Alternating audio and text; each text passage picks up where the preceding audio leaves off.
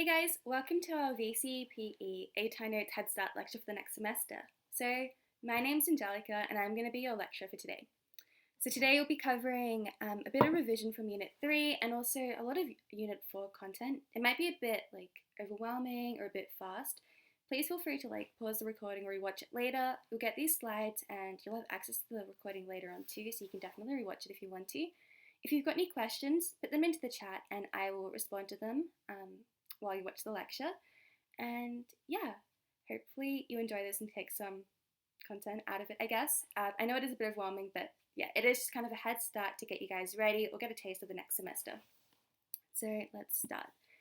So just a little bit about ATAR notes. So I've been working with ATAR notes since I graduated high school in 2019. It's a really amazing free resource which is available online.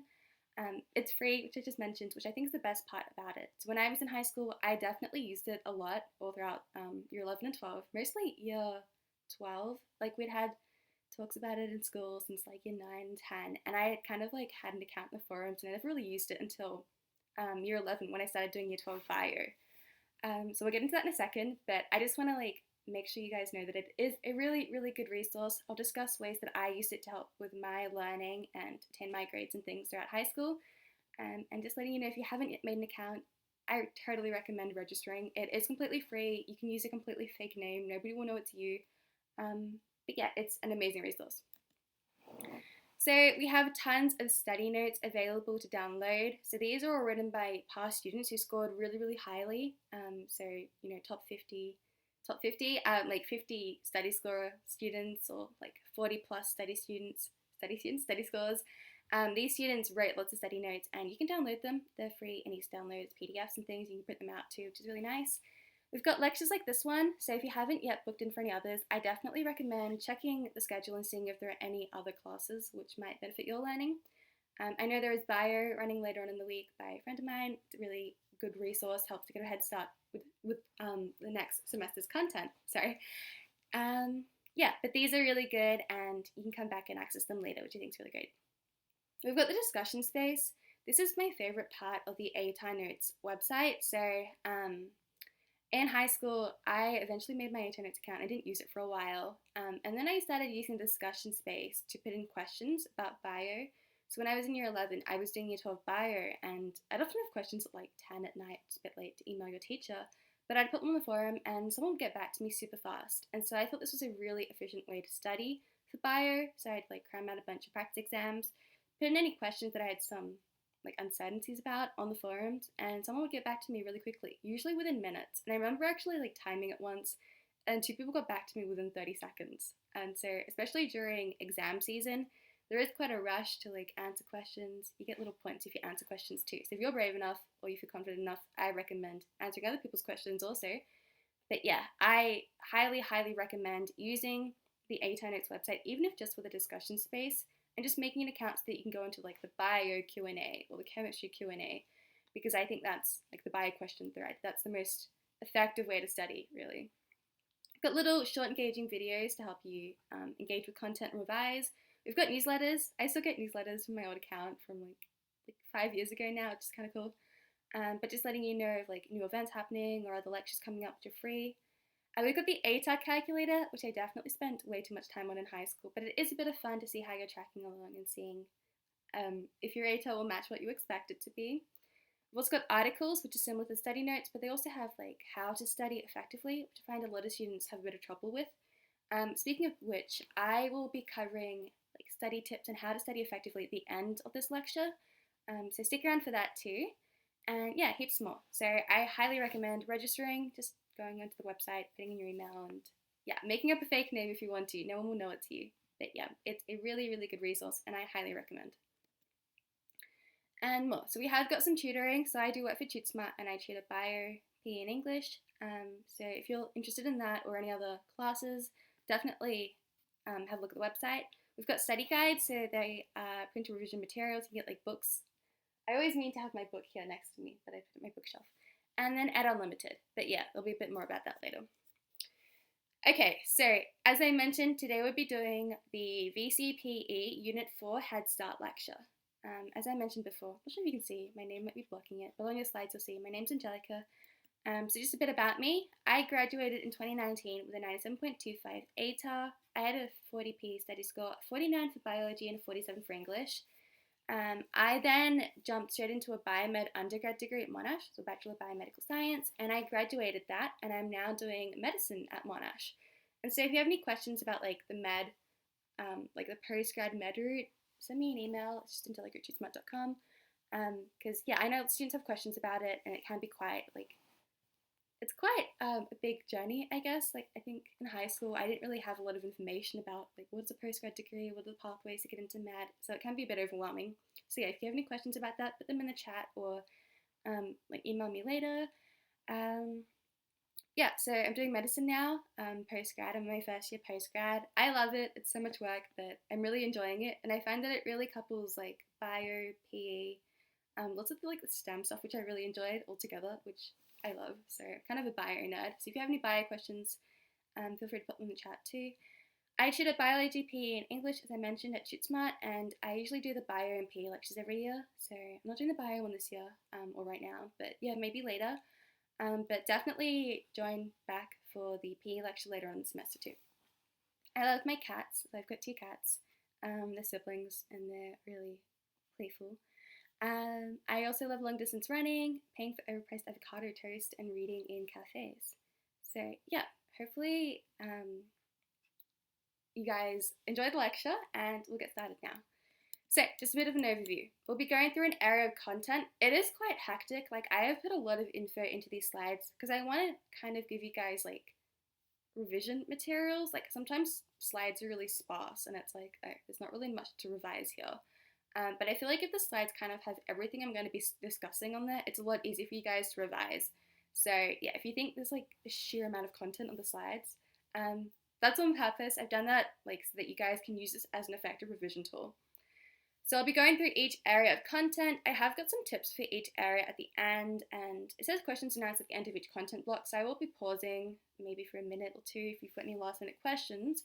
But otherwise, the question and answer thing will be going like throughout the whole lecture. So keep putting in your questions as we progress through content. If you've got any questions now, just pop them in the chat straight away, because sometimes there are too many questions and I get a bit like slow trying to answer all of them at once because there's a bit of a rush. So yeah, pop any questions you have as soon as you like think of them, and I will get back to you on the live stream as fast as possible. So lecture slides are available on the page where you're watching the lecture. Don't stress if you don't write everything down, because you can definitely access it later. And we will be moving pretty fast through the content, but yeah, lots of time for questions, and I will like message you guys back. Just a warning too, the questions are moderated too, so please be appropriate. Yeah, cool. Let's get started. Let's get some water. Why is my laptop not moving? Okay, just a few tips before we get started. So don't treat PE as a blood subject. I will often tell people like tutor PE, and people go, "What? How do you tutor PE?" And I'm like, it literally is quite complex. Like we cover physics, biomechanics, biology, chemistry, anatomy sometimes too. Like it's pretty heavy. There is a lot of content, and so I think a lot of people often think, oh yeah, PE is really easy. I actually thought it was like harder than biology, which I know is a funny or unusual opinion, but there is such a large amount of content, so I highly recommend like really revising and keeping up with content. And I also think the exam is one of the trickier exams to study for because there is just so much content. You've got a very limited time limit and just so many questions. You've got like a tiny amount of short answer questions. Sorry, a tiny amount of multiple choice questions and a ton of short answer questions. So you really have to like revise a lot and be really efficient with your timings too. So yeah, please don't fall into this trap of thinking, oh yeah, PE is so easy, I'll leave it to the end, because it is quite complex and quite a lot of content. Enjoy it. We always had little like PE sessions where we'd actually play sport at the end of the week, which was my favorite part of it. But also recognize that this is a really great opportunity for you to get a really high score. If you're thinking of doing like a biomed or a science degree at uni, this will be really helpful too. So a lot of this stuff actually comes back to help you later on. Like a lot of the energy system stuff, if you're doing any kind of chemistry degree, is going to help you a ton for organic chemistry. Yeah, so don't treat PE as blood and make sure to keep revising and study it consistently. Second tip here is create your own resources. I think this works better than relying solely on external resources, but by the same token, I've also made these slides as detailed as possible so that you guys can use these as an external resource. I find that going through slides, like at school, if I'm studying for my own lectures, I'll often take notes and make little flashcards or draw little drawings to help me remember content. This is also a really effective way of studying too, so you can use these slides as a guide and take them to revise from and make your own resources, which I think is really good. Chapter summaries are also really great. I personally loved the chapter summary books for Bio and PE, so I'll discuss more about how I studied for my subjects later on. But yeah, making your own resources, and you can buy some too actually, because I personally preferred like using external resources and kind of adding to them. Doing practice questions is the best way to study, like hands down. So do tons of practice questions. So practice questions, practice exams are the best way to prepare for any SACs and exams. So later in the year, ask your teacher if they have access to any company exams. Often schools have a ton of them. There are heaps available online. A-Ton Notes has a few for each subject as well, which are free online, so I recommend looking for those. Probably wouldn't stress about it now because it is, June? July? It is June. So you've got tons of time, and I wouldn't stress yourself out right yet. But as you approach exam season, I recommend starting to do as many practice questions and practice exams as possible. Okay, quick overview of PE. So we know for Unit 3, we covered movement skills, coaching, practice and feedback, biomechanics, energy systems, acute responses. It was kind of a heavy area of study. If you haven't yet watched the previous lectures, I recommend going back and finding them and just rewatching them or looking at the slides. I think they're quite effective and helpful. Once again, I've crammed a ton of information on the slides too, so that should be good to use as a revision tool. Okay, I'm just making sure I don't lose track of time. So we finished by 3:30. Cool. Okay, Unit 4. So this is what we're going to be covering today. We'll be looking at activity analysis, fitness components, fitness testing, training methods and principles, psychological and nutritional strategies, and chronic adaptations. So I've actually gone with my students over some of the stuff already, so we're kind of working through some of this content. So you might have done that at school as well. If you haven't yet, don't freak out. It is quite a large amount of content. I'm just putting it out there so that you guys can kind of get a taste of it and know what's coming in the coming months. So yeah, these are my favorite areas of study too. Like I personally didn't enjoy biomechanics until I started teaching it, and so if you have trouble with that, I know I've already said it, but go back and watch those slides because I think I do go through mnemonics for those quite well. I had so much trouble with that in high school, and I wish someone had taught it in that way. So definitely look at that if you're having trouble with that. Yeah. Anyways, okay. On to this revision lecture session. Okay, so I've kind of split everything up into a few content blocks. So we've got content block 1, which is activity analysis, fitness components, components of a session, and then content block 2, which is training methods and principles and psychological strategies. You'll notice we haven't really got like chronic adaptations here. It might be a little bit of chronic adaptations, but I think I've saved that for the next lecture series because it is like a lot of content already. We'll have a Q&A throughout the entire lecture, and then by the end of it, I'll be going through study tips and advice and what worked for me personally, just how to study for high school, like VCE, and also for uni exams and things, and just tips and tricks. So yeah, put any questions in the chat as we go. Okay, so you'll see that I often have at the start of each like content section that I have like the dot points in italics from the study design. So this one is just looking at activity analysis, including skill frequencies, movement patterns, heart rates, and work to rest ratios. And this is from the VCA 2017 exam handbook, and it's still applicable for now, which is good. So if you haven't yet done this already, I recommend printing out the entire study design and laminating it. And so when I would study for my exams, I would go through each dot point, try and see how much I remembered from each dot point. Like try and like say it out loud what I remembered about each dot point. And then I would like go, okay, well I didn't really know much about acute responses. Let me go back and revise that. And so I go to my textbook, read up on it. I'm one of those people who kind of learns better through reading from a textbook. So if you are someone like that, like don't feel pressure to like watch YouTube videos and stuff because you think it will help. Like if you know how you study, like use that to your advantage. So I go back, read the textbook, make some notes in it, and try and like shut my book and try and remember as much as possible from what I like just read. So I think that's a better way of learning. It's an active method, so it's good. Yeah, so Print out the study design. When you go through and revise, cross off each dot point. So it is laminated, you can use like a whiteboard marker. Cross off each dot point as you work through it and see how much you remember. If you're feeling a bit weak, maybe like label it a red color. Use a traffic light system. And yeah, so printing out study design is definitely good.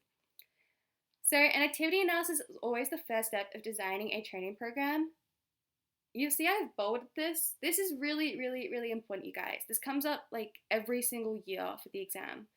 Like I think I've gone back like 7 years worth of exams, and this question is always there. It's going to be some variation of what is the first step of designing a training program.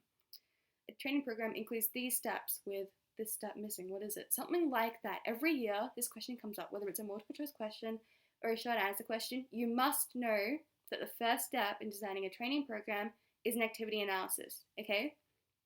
And that's almost guaranteed a single mark in your exam, which is really useful considering like how big the exam is and how many marks are there. So make sure you don't forget this one. It's really, really important. Activity analysis is the first step. The way I remember it is that AA, I just think A is the first letter of the alphabet. There are 2 A's, it's kind of a big deal. It's the first step of designing a training program, okay?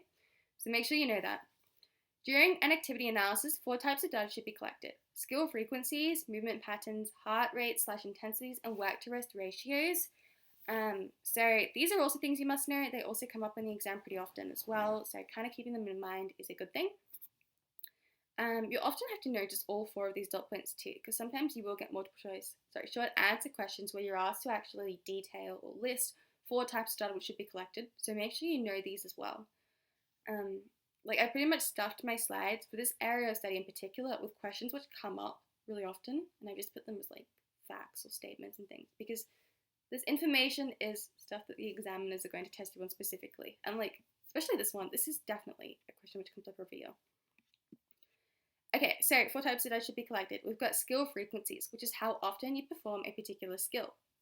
We've got movement patterns, heart rate/intensities, and work to rest ratios. So say we're conducting a training program and we're analyzing the activity of a game of basketball. So you might see we've got, quite a lot of dribbling, we've got quite a lot of shooting, throwing, sidestepping, stuff like that. These all come under skill frequencies. So if you notice you're sidestepping pretty often, you might think, okay, lots of sidestepping, and you might note that down under skill frequencies. In terms of movement patterns, you might kind of identify what areas of the court you are most based in, I guess, and areas of the court which you're kind of weak at perhaps, or maybe you don't really go there that often, and it might indicate a weak spot, and it's something you might have to like train up and focus your training on there. Heart rates and intensities, so noticing what heart rate you're in predominantly for the majority of the game and when it dips, when these intensities change as well. So you can use this heart rate data and intensities to kind of figure out work to rest ratios as well. So making sure you keep a guide or track of that.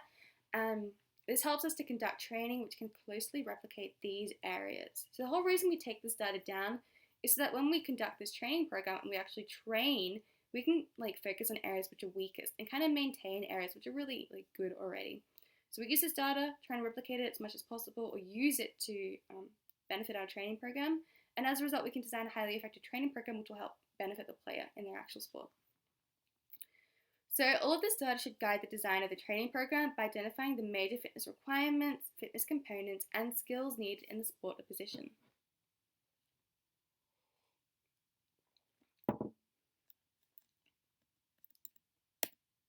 Okay, so here we've got another VCAR dot point. So fitness components are defined as definitions and factors affecting aerobic power, agility, anaerobic capacity, balance, body composition, coordination, flexibility, muscular endurance, power and strength, reaction time, and speed.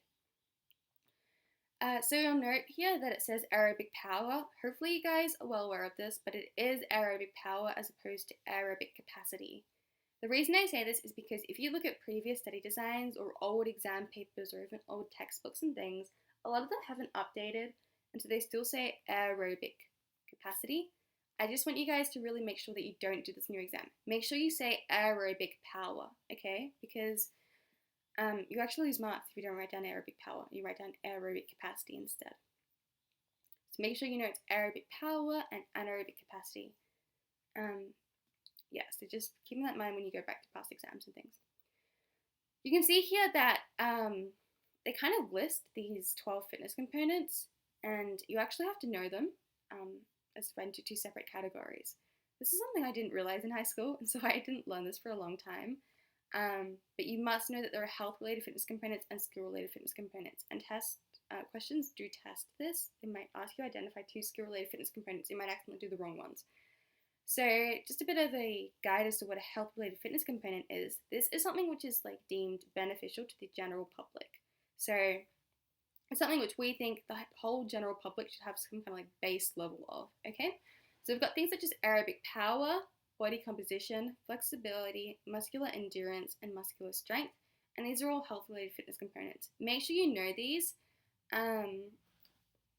My class and we came up with like some mnemonics. I think we had FAB-MM, which is kind of a random mnemonic. But these acronyms usually help me remember stuff. So just kind of remember, flexibility is really important for the general population. The general population must have some level of flexibility. We must have some level of aerobic power. We must be able to like walk for a certain distance or jog for a bit, Body composition, maintaining a healthy fat to fat-free mass ratio is really important in just being healthy in general. Then we've got some level of muscular endurance, and muscular strength is also necessary to maintain your general health. In terms of skill-related fitness components, these are typically components which are more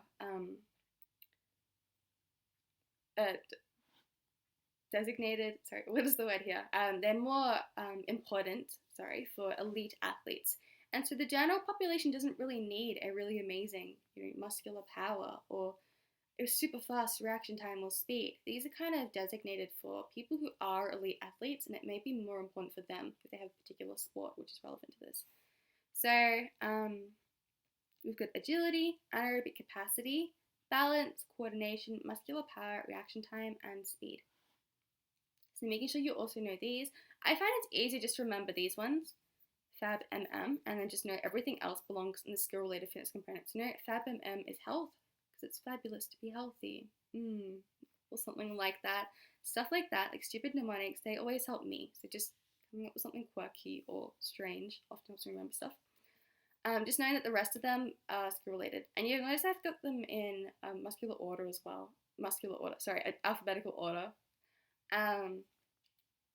Yeah, also that helps me sometimes. I don't know, when I'm coming up with mnemonics for my med school stuff, I often put stuff in alphabetical order, and I go, okay, I know there are 2 A's, 1 B's, something like that. If that helps you, do that, work on that. Okay, so I'm going to be working through each of the 12 fitness components. There is quite a lot of writing on the page and quite a lot that I'll go through, so I'll probably discuss each dot point here in a bit of detail and kind of identify relevant points which you may need to know. So yeah, I'm sorry, there is a lot to go through, but that's okay. You guys can pause me or fast forward, double speed me. So for each of the 12 fitness components, we need to know a definition and be able to explain some factors that affect performance levels of that component. So we've got aerobic power. This is arguably the most important one. It comes up really often in the exams. I'd recommend if there's one you know well, you know this one well. So aerobic power, what is it defined as? It's defined as the maximum rate of energy production from the aerobic energy system, i.e. energy produced in the presence of oxygen. You have to know this definition. You have to memorize this definition. I need you guys to shut your books, turn your laptop off later on and go, okay, I know. Aerobic power is the maximum rate of energy which can be produced in the presence of the aerobic system. That is really important. I also want you guys to understand it's the maximum rate. VCA is a bit sneaky sometimes, and sometimes they put in questions where they go, it might be a multiple choice question as to what aerobic power is defined as, and they've got another answer which says the maximum amount of energy production. This is wrong. So it's not amount, it's rate. And my reasoning for this is we live, right? Right now we are living. If I'm going to go walk or run for a bit, and right now I'm just sitting down, I'm consuming lots of oxygen. I'm getting sufficient amounts of oxygen. As a result, my body is producing energy using the aerobic energy system because I'm getting tons of oxygen right now. I'm not exerting myself too much. I'm getting sufficient amounts of oxygen.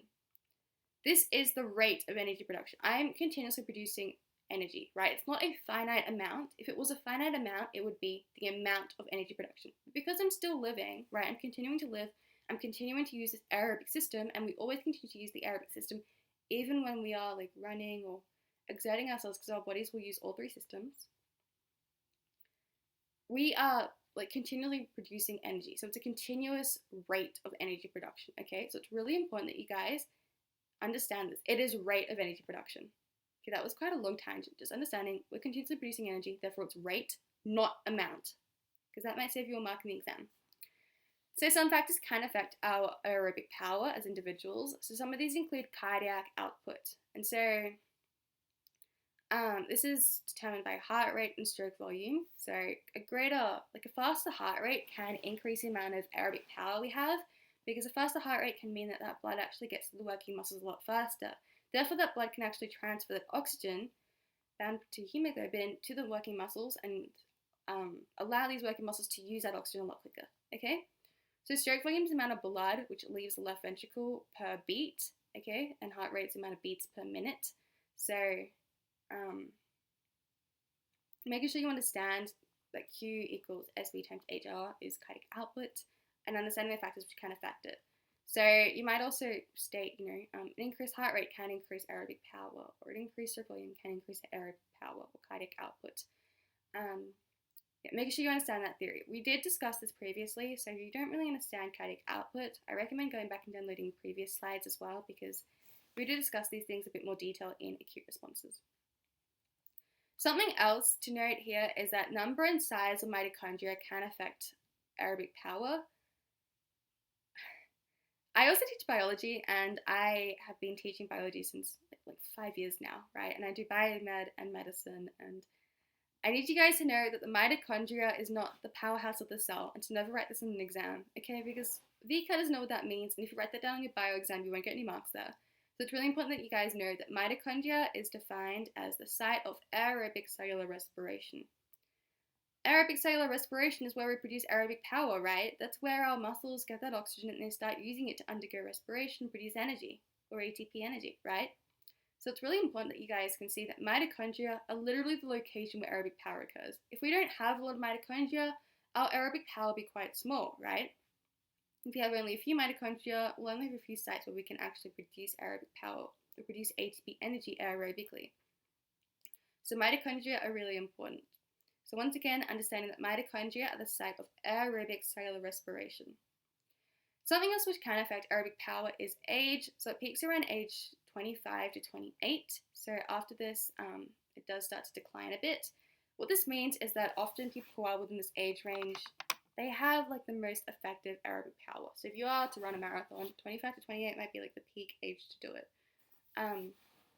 It could be to do with your muscles developing, or mitochondria, things like that. A lot of bodily systems may be more prone to malfunction later on in life. But yeah, just knowing that this age is important, it can affect aerobic power. So anything below that might not be your maximal rate of aerobic power. Gender can also affect aerobic power.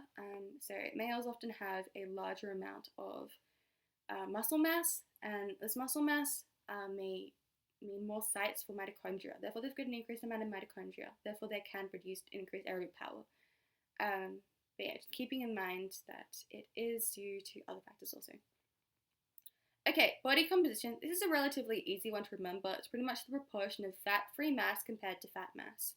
It's kind of like a ratio. And so this, once again, is a health-related fitness component, as is aerobic power.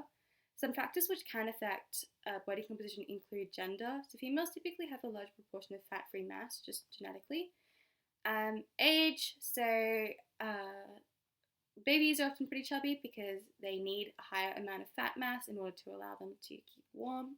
So as you get older, you will actually start to lose a lot of this brown fat. But then, as you approach older age, your body might store some more fat as well. So it really depends on age. I think it is fine just to say age in the exam as a factor which can affect body composition. Genetics is another one. Some people are predisposed to actually carry larger amounts of fat-free mass or more lean mass. So some ethnicities do carry larger amounts, or some genetic predispositions can lead to greater amounts of fat-free mass or greater amounts of lean mass. It really just depends on genetics. Diet's another really big one. So this is usually something which is quite controllable, I guess. So if they're asking for something which can be modified, it's modifiable. factor, so diet is a really good one, and exercise too, or participation in physical activity. These are both modifiable factors which can affect the amount of fat-free mass compared to fat mass that an individual may have.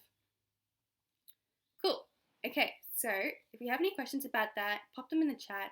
Just keep putting questions in as you think of them, and I'll keep replying. Just gonna take a quick drink before we move on. Okay. Flexibility is another health-related fitness component. This is one which I find annoying, I guess, because I can't even touch my toes, and people are always really surprised to know that. And it's just expected that most of the population has some general level of flexibility, and I feel like I'm just failing at this health-related fitness component. Anyway, this is defined as the ability of a joint to move through its entire range of motion. Okay, make sure you know this definition. It also comes up quite often. Factors which can affect it include age. So children are generally more flexible than adults. Gender is another one. So females are typically more flexible than males. Joint structure. So it really depends on which joint. So you'll know that your shoulder joint is a lot more flexible than your knee joint. So it really depends on if it's ball and socket joint or a hinge joint. These different types of joints have different levels of flexibility, and it's just kind of like an anatomical thing. Body temperature is another one. So this is, it's kind of a fun concept to explain. So when you are moving your body, you do actually have, you might need more ATP energy, and so you have more chemical reactions occurring. And so this will generally heat up your body or your body parts and limbs a bit more. And so kind of a warmer body temperature means your body is a bit more flexible. So yeah, body temperature is another one which can affect flexibility. We've got static and dynamic flexibility. I don't think we're talking too much about these today, but one of them is whereby, so static is where you hold stretch, and one of them is like you keep moving it through its full range of motion, which is dynamic. Muscular endurance, another health-related fitness component. It's really important you know it's endurance here, which is a health-related fitness component. We might have one more. Muscular strength. Cool. Yeah, because as you can see here, endurance and strength are both health-related, meaning that we as a general population, we need to have a baseline level of this, or at least kind of like sufficient levels, okay? Whereas muscular power is something which is deemed more of like a skill-related fitness component, and it is kind of more important for elite athletes, maybe someone who does like weightlifting competitively or something like that, okay? So you must understand that we have to know muscular endurance and muscular strength as health-related fitness components, and it is also more likely to come up. These health-related fitness components are more likely to come up in the exam, just generally. Like you might not get lucky, you might have reaction time as a big one on the exam, but generally, the trend that I've noticed is that these ones come up more often than the skill-related ones.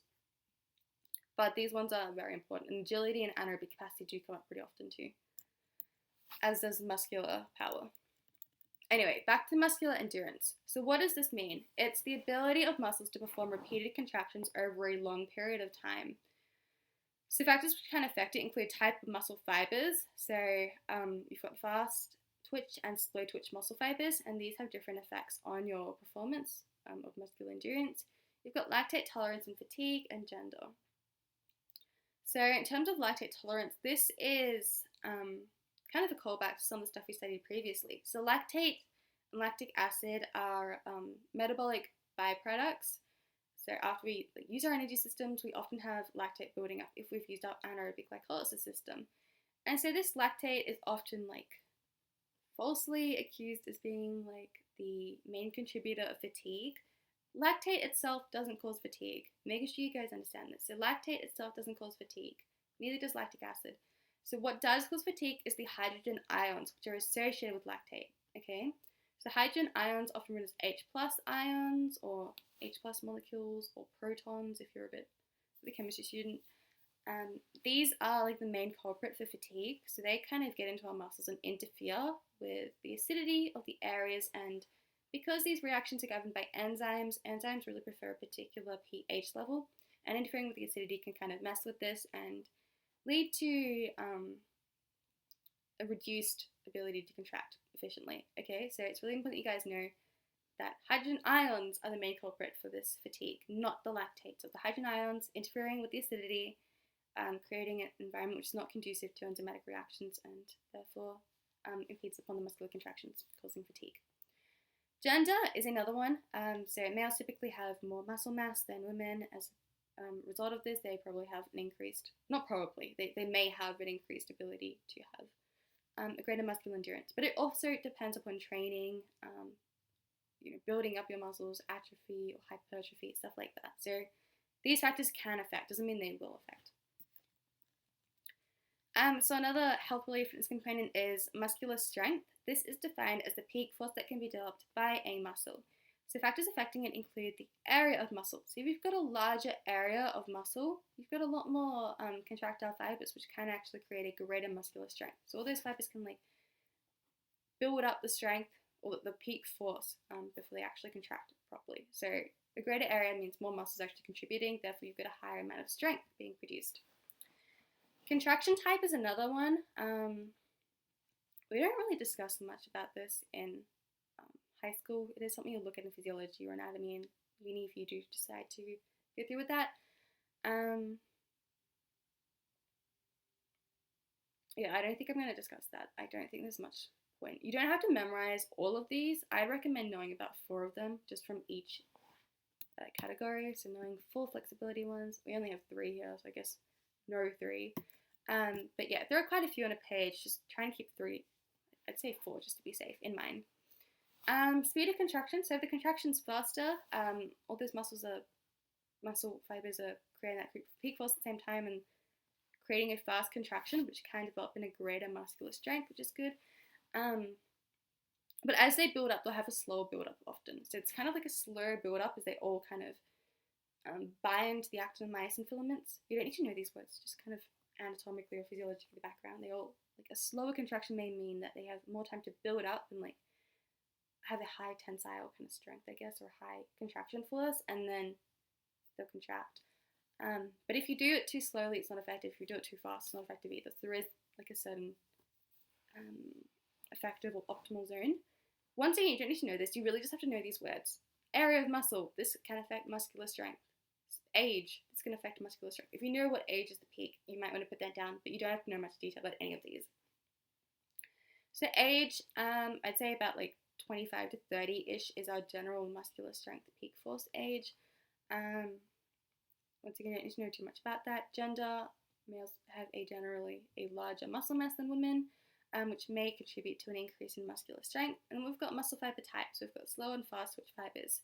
So fast twitch fibers are generally involved in quite short bursts of muscle usage, I guess. So things like a shot put, this would need a fast twitch muscle fiber. Whereas something which is quite a long, slow event, like a cross country or a marathon, is often engaged the use of slow twitch muscle fibers. And so if you're working on aerobic power, right, slow twitch muscle fiber type, or slow twitch muscle fiber type A might be quite effective for that, whereas fast twitch muscle fibers may not be as effective. So really knowing that there are different types of muscle fibers which can dictate which fitness component they can affect or beneficially help. That's a weird sentence, which they can help.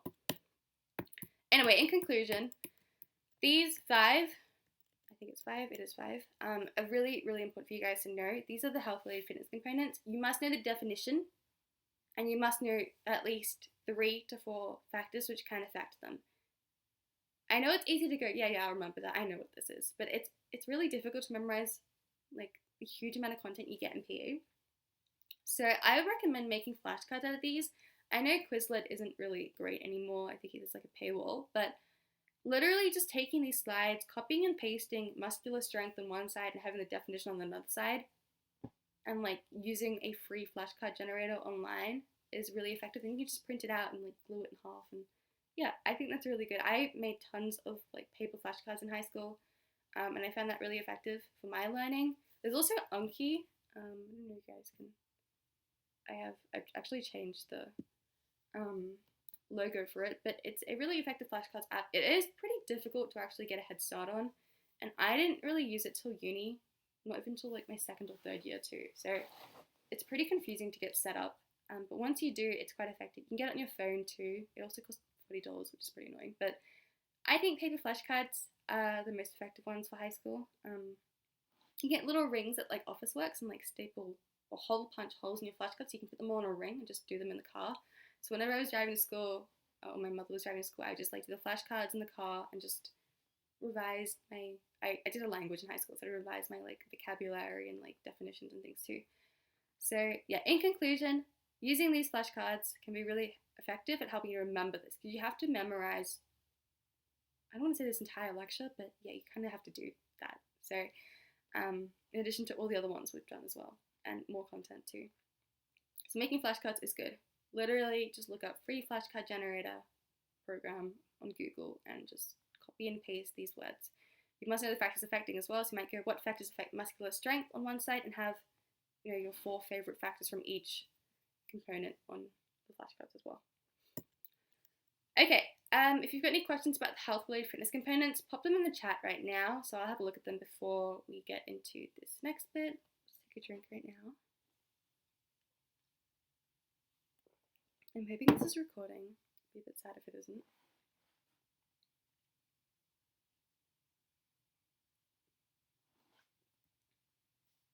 And we've still got plenty of time.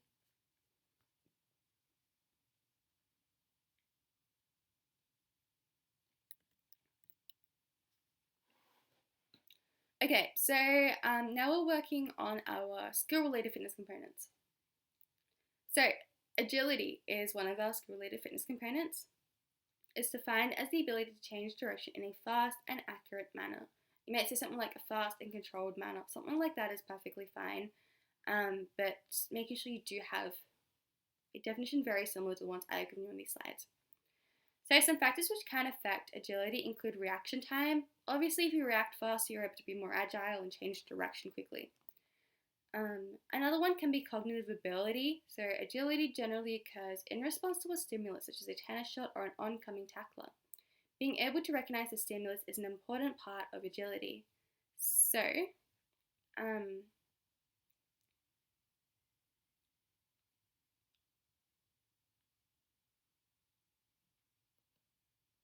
sorry, just for a second I thought me. Okay, surely it's working. I think it's working. I'm really paranoid it's not recording. Okay, it is recording. Good. Okay, sorry. Cognitive ability. Yeah, so obviously you need to be well aware of what's going on in the game to make sure that you are actually engaging with the stimulus or responding effectively. So, if you see a tennis shot coming towards you, you might have to like quickly sidestep and like swing your arm back and hit the ball. So being really aware of your surroundings and the stimulus as well is important. Things such as concentration can also affect agility. So if you aren't concentrating, you're not going to be agile. If you are, tired perhaps, that might also affect your agility. You'll see there are only 2 factors here. Generally, agility is not something that comes up as like, name 3 factors, because we don't usually discuss 3 factors. So really understanding that our health-related fitness components are definitely really important to know factors which affect it, because they're more likely to come up in the exam. So agility generally involves the whole body and occurs in open skills. So just to call back to what we did previously, so open skills are skills which are performed in unpredictable environments. So things such as in the ocean, like surfing or swimming in the ocean. A tennis game, that is an open skill because it is an unpredictable environment, because your opponent may hit the ball and it may come towards you in such a way that you aren't able to predict it, okay? So it's an unpredictable environment. Soccer, basketball, all of those. Whereas something like serving in tennis, this is a closed skill because you're completely in control of the ball, in control of your body, where you're going to hit it. It's completely predictable and it's like self-paced as well. Okay, I think that's enough for agility.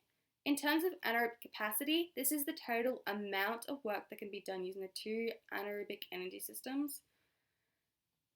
Once again, different definition. Just make sure you know that. Write that down in your flashcards and revise it consistently. So factors which can affect it include gender. So it is a fitness component which depends on amount of muscle mass. So having a greater amount of muscle, if you are of a certain gender, may mean that you can work anaerobically more efficiently. And type of muscle fibers is another thing. So proportion of fast twitch to slow twitch muscle fibers. So fast twitch fibers will generally be more beneficial for anaerobic capacity as opposed to slow twitch muscle fibers. Okay. Another skill-related fitness component is balance. And so this is defined as being able to maintain equilibrium whilst either stationary or moving. So factors which can affect balance include change in location or body position and center of gravity. So we did discuss this quite a while ago, but in order to modify your center of gravity, what you can do is kind of crouch down lower toward the ground. You can also, if you're in a location such as the ocean, it's quite hard to maintain balance, whereas if you're just standing on the floor in your bedroom, it's probably going to be quite an easy environment in which you can control your balance. Things such as increasing your base of support may also increase your balance. So widening your base of support so your legs are further apart can also increase balance. Lowering your center of gravity and ensuring that your line of gravity is through the center of your feet, or your body is kind of central through your line of gravity. Okay, finally we have coordination, and so this is the ability to perform motor skills smoothly, efficiently, and accurately. Okay, so things include practice, cognitive ability, concentration as well. Nothing much here, but yeah, making sure you do understand those factors. Okay, moving on to muscular power. So I mentioned before we've got muscular endurance, muscular strength, and muscular power. Something which I found quite tricky in high school was actually memorizing all three of these. So I would recommend writing down, making flashcards of these. Perhaps if you're doing paper ones, having them literally in front of you and kind of looking through them and comparing the difference. So muscular endurance is sustained contractions over a period of time or sustained repetitive movements. Muscular strength is the peak strength force which can be developed within a period of time, just the peak strength which develops at a certain time. Muscular power is the rapid exertion of a force over a quick period of time. Okay, so it's a very quick movement, I guess, a rapid exertion of force. Factors which can affect it include the speed of contraction. So faster speed means a greater muscular power because this is a rapid exertion of force. Muscle size, so larger muscles means more contractile filaments can actually be engaged, and as a result you can actually increase your muscular power. You've got muscle fiber types, so fast twitch muscle fibers will increase your muscular power as opposed to slow twitch, which are not useful for muscular power, not as useful. You've also got age, so 25, 28, 30, that kind of area is typically the age in which you have an increase in ability to actually exert a greater muscular power. And then we've got gender, so once again, males who may have a larger muscle force or muscle mass may have a larger muscular power force. We've got a bit of a complex looking formula here at the bottom. I'll just kind of work through this a bit slowly so you guys can kind of absorb it. So muscular power is basically the explosive aspect of muscular strength. So we know that muscular strength is when we can kind of develop that peak force. So muscular power is the explosive aspect.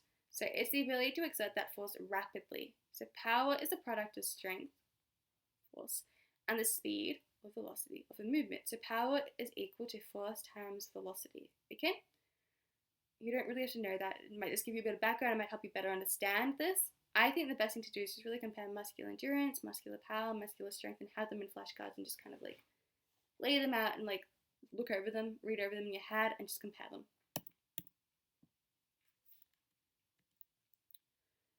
Cool, so we've got reaction time. This is the time taken for the body to react to a stimulus. And so some factors which can affect it include the number of stimuli and concentration. This is a really sneaky thing which VCA does sometimes as well. So an increased reaction time is bad, okay? If I say I've got an increased reaction time, this actually means I'm slower. Whereas a decreased reaction time is good, okay?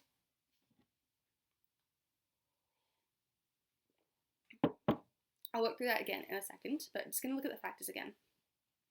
So in terms of reaction time, if you've got a ton of stimuli occurring at the same time, it can be quite overwhelming for your body. So if you're getting ready for a race, so you're doing the 800-meter race at Athletics Day, the stimuli which you will react to is the gun, right? But if there's fireworks going off and there are people cheering and it's really noisy and lots of noises which sound like the starting gun, you might get confused.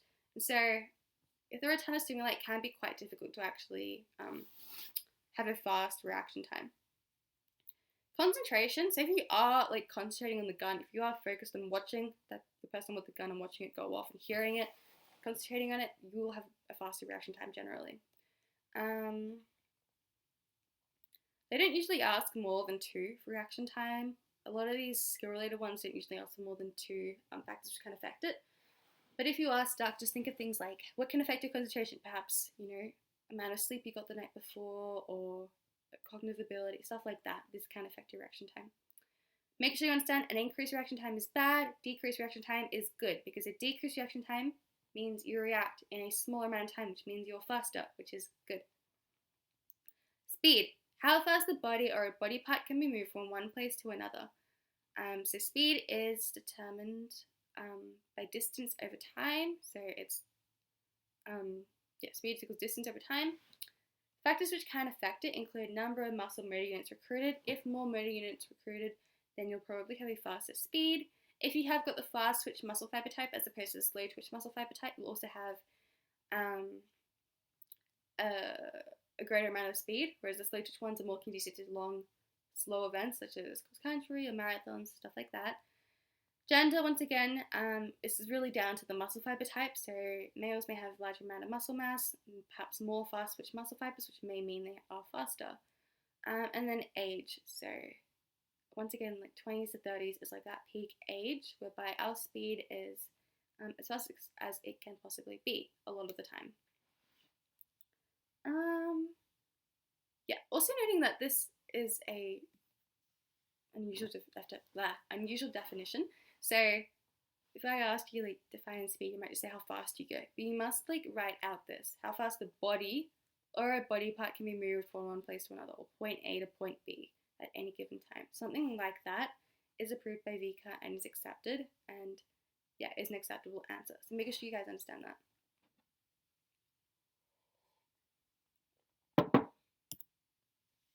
Okay, be aware of this document on the VCA PE page. I might go to that at the end and open it up and show you guys what it looks like. So what it is a document which it literally says advice for teachers, but it's also advice for students, I think. I think it's really great. So I'm pretty sure it's been updated for 2023 as well.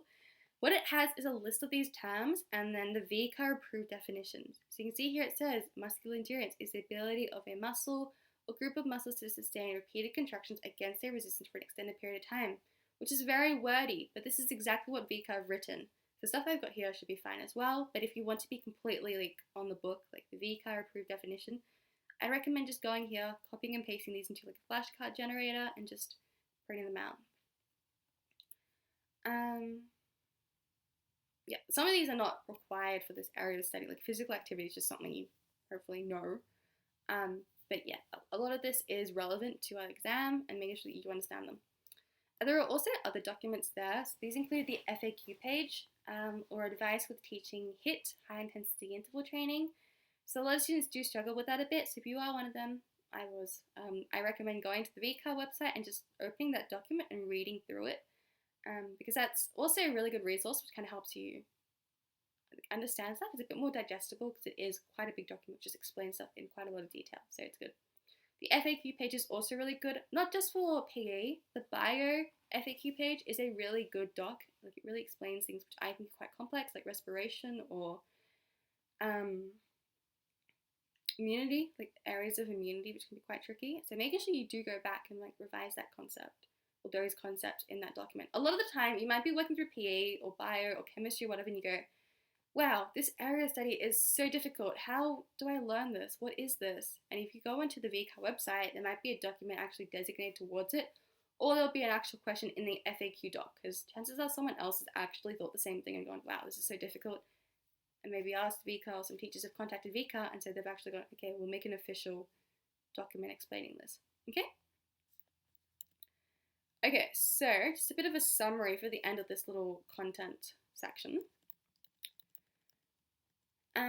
For each of the fitness components, we must know a definition of the component. It doesn't have to be word for word, but learn one before the exam, which is why I recommend flashcards. The stuff we've gone through today isn't necessarily like complex. Like, hopefully you guys all understand what each of these words mean. And I know some of them are a bit like physiology or biomed seeming, but if you kind of break them down, I think they make sense. Like, reaction time, how fast you react to a stimulus. That makes sense to me. It feels logical. So I don't feel like there's a problem with this area study in understanding it, as opposed to an area like biomechanics, which is quite heavy on the learning. A lot of this is stuff which we do know. We just need to memorize the right definition for it. And so I think flashcards are the most effective thing, because just doing them every day in the lead up to the exams will help you like store it in your brain, and like you'll eventually just start to like recite stuff. You'll go, oh, I know exactly what speed is. It's the ability or how fast you're able to move a body or body parts from point A to point B. Like, it helps you memorize stuff. It just saves it in your brain. Knowing factors which affect the components. Easy ones to remember: age and gender, and often genetics as well. These are just like applicable for most factors, particularly the health-related ones too. And often I find taking a step back. So if you're thinking about aerobic power, what can affect how good you are at cross-country running? Just go, oh, okay, well, if my parents were cross-country runners, I'm likely to be good at cross-country running also, which, like, my parents were into cross-country, so I prefer cross-country running as opposed to, like, sprints. So you can just, like, take a step back and apply it to your own life. Stuff which just makes sense logically, you can put that down as an answer and it's often right. Or, like, fat-free mass and fat mass, what can affect this? Just generally go, okay, diet and exercise can definitely affect this. And then understanding things like, okay, genetics is another one which can affect it. Or usually knowing, like, 2 or 3. 3 usually is a good number. 4, if you can, is even better. But yeah, a lot of them are very logical. It says here activity analysis probably won't be a major part of the exam. Like, it says that here, as in you're not going to get like 10 marks on activity analysis usually, but you will get that 1 mark, almost guaranteed, whereby they ask you what is the first step of a training program, and it's going to be activity analysis every time. Okay, so there's one thing you take away from this entire, like the last hour we've just been doing this. Yep, an hour. Make sure you understand activity analysis is the first step in designing a training program, because it always comes up. So AA equals first step, because it's the first letter of the alphabet. So hopefully that's enough of like a review of that. I'm gonna give you guys like a minute, like drink some water, to have a go, just think of some questions you might have, and yeah, I'll be answering those in the live stream.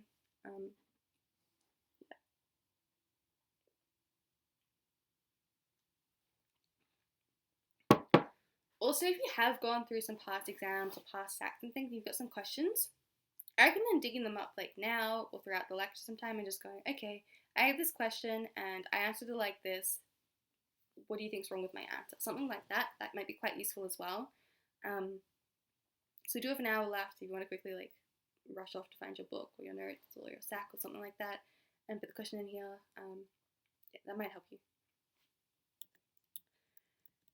Okay, this is kind of a fun part of the study design, I think. So onto training session. So we've got strategies to monitor and record physiological, psychological, and sociological training data, including training diaries, visual activity trackers, and apps. So next stop point, we're onto this area study now. So monitoring training data is really important as it can be used to track progress. And there are 3 main ways to do this. And these include training diaries, digital activity trackers, and apps. And so we have to know all these methods. As well as physiological data, psychological and sociological data should also be taken, as this can help to measure motivation levels and also provide context. It was really hot today, so I only did a short session because it was like 40 degrees. Something like that. I think that's all the info on this slide. Okay, so training diaries. I'm just going to summarize these really quickly. Actually, I don't need to be quick, I've got time. So training diaries are usually like literal, like physical books or journals or something which you write down what you did today. Or it might be like a notepad which has kind of got some, like a template included with it. So I say something like, today I did, ... you fill in the blanks. Today I did 50 push-ups, 3 kilometers, and an hour of cycling, something like that. That might be what you write down in your training diary, and then you can add stuff like, how did I feel today? I felt really amazing because I did this really good. I trained really well and I felt like it was a really effective training session. Or I felt really bad because I only did 2 kilometers, but also I didn't recover from an injury. Something like that. It often provides some kind of context or how you're feeling. Apps are good because they, apps and digital activity trackers are also good because they do provide information which is more objective as opposed to subjective. So just to recap what this means, because I often have students asking. So objective is more like stating it as it is, like fact, without feeling. Whereas subjective is more like, I felt like this, or this impacted me because I felt like this. So it's got kind of an inflection or a bias on it. Yeah. So digital activity trackers, these are more objective. Often they record stuff such as heart rate, sleeping data, how fast or far you did go, as opposed to, I think I went 3 kilometers, because that sign looks like it might be 3 kilometers away or something like that. These ones are more objective. They're kind of more fact. And apps. And so we're going to compare. Are we going to compare them? No, we're not. So I'm just going to spend quite a bit of time on this slide, actually, discussing them. So you must know pros and cons associated with each of these methods. So the main benefit of training diaries is that they can be used to actually provide context. So on my own running app, so when I go running, I have an app and it tracks how many kilometers I do or how fast I am or the incline, stuff like that, which is really useful. But sometimes I might look at my data and go, oh, I only did 1 kilometer here. Why did I only do 1 kilometer that week? And I go back and like think about it and I go, oh, maybe I was injured, or maybe that was the time we had like a really torrential storm, or it was a 40-degree day and I didn't want to go running. Stuff like that provides context. Otherwise you might look and go, wow, my training was so bad there, why? And you might not understand why. So the main benefit of training diaries is that they do provide context. A weakness, I guess, is like if you just go for a run without anything, that's all well and good, right? But you don't know how far you went, you don't know how effective your training session was, you don't know how like fast your speed was, if you're improving from last time, stuff like that is harder to track with training diary. Obviously we're doing other types of like gymming. I guess it might be different if you're doing like push-ups or chin-ups. I don't really gym, so I do a lot of this stuff at all. But if you are doing like sit-ups and things, you might say, okay, I did 30 in a row, or I did 5 reps of 3 sets, something like that. That might be more effective. And so that can be recorded in a training diary. But once again, you don't have like how many calories were burnt, how like intense your session was, how fast it was, stuff like that. It's a bit harder to track with the training diary. So that's the main con. You can't really track stuff like heart rate or kilometers or incline, stuff like that. In terms of digital activity trackers and apps, these are effective in that they do take that objective data, so that's the main benefit. They record things such as heart rate, how many calories were burnt, intake, sleep quality, stuff like that. But the main con here is that they don't include that subjective data or the context. So yeah, as I mentioned before, looking at the app and go, oh, I didn't do so well this week, and you might forget that it was a 40-degree day that day. We also have to take 3 types of data, so physiological, psychological, and sociological. So physiological relates to the body, the physiology of the body, how your body works, really. So like,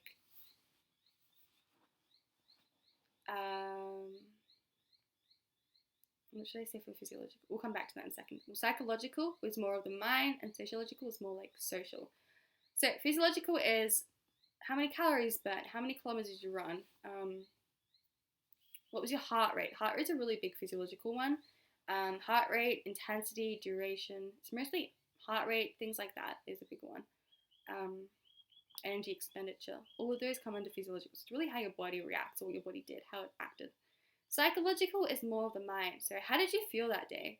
Did you feel good? Did you exercise well? Did you feel, were you a bit out of it? Were you focused on other things? Did you have a big exam coming up and you wanted to you were stressing about that and so you didn't have an effective session? Stuff like that. So psychological is really more about the mind. Sociological, this can be things such as if you were training with a friend. So my friend didn't train today, therefore I didn't train today because I don't like training alone. That could be a sociological thing. Something else could be the weather. So if it's a really stormy day and you don't want to go train, this comes under sociological data. So stormy day, I didn't want to train, so I didn't. Sociological. So also these 3 things can provide context. Another big thing associated with psychological is motivation. So how motivated you are to continue training. So you can kind of write down in your training diary, okay, I did really good today. I beat my personal best for a 5K today. I'm so excited to get to 7Ks next week. I'm really going to kill this 10K run race I'm doing. So if you're really excited like that, that can provide good motivation for you. Keeping a training diary and observing your improvements, or even looking at digital activity trackers or apps, can also be a good log, which can show as your weeks progress, your 5K is actually getting faster. You're actually feeling less exhausted. You're actually getting a further distance. All of these things are really important as they do help you to provide or attain little goals. So these little goals help to spark motivation, and they can provide some context too. These 3 types of data can provide context also. And so it can prevent you from becoming disheartened about your perhaps lack of training at a certain time, as you can see the sociological data associated with it. Okay, that was a lot of talking there. I know it was like 1 page and I just spent ages talking about it, but this is quite a big part of the exam. So to sum up, what we need to know is that we need to know pros and cons of each of these 3 methods of monitoring training data. So training diaries, pro is context, con is no heart rate, less objective. Digital activity trackers and apps, pro is more objective, takes data such as heart rate without you needing to fuss about with it or remember it or whatever. Distances is taken. And then the main con is lack of context or lack of sociological data. I know some apps do have like a little smiley face you can pick, and sometimes you can write a few lines, but yeah, typically training diaries are more effective at taking this context. Understanding what physiological data is psychological data and sociological data, and being able to provide examples: physiological, heart rate, respiratory rate, intensity, stuff like that, or how many calories burnt, psychological, motivation, stress levels, stuff like that, sociological, weather, facilities, friend, present, stuff like that. Okay, so hopefully that's all fine. Put down any questions if you have any about this area, and yeah, we'll move on to the next bit now. Okay, components of an exercise training session include 3 stages. So you've got the warm-up, conditioning phase, and cool down. So I didn't actually know what the conditioning phase was until year 12 PE. So I actually didn't do PE in year 11. I did history and then jumped into year 12 PE because history was dropped from my syllabus at school. So I just jumped into PE without having done unit 1, 2. So if there are some phrases which you don't understand, just put them in the chat because I understand, because I don't know if you'd cover this in unit 1, 2 because I didn't do it.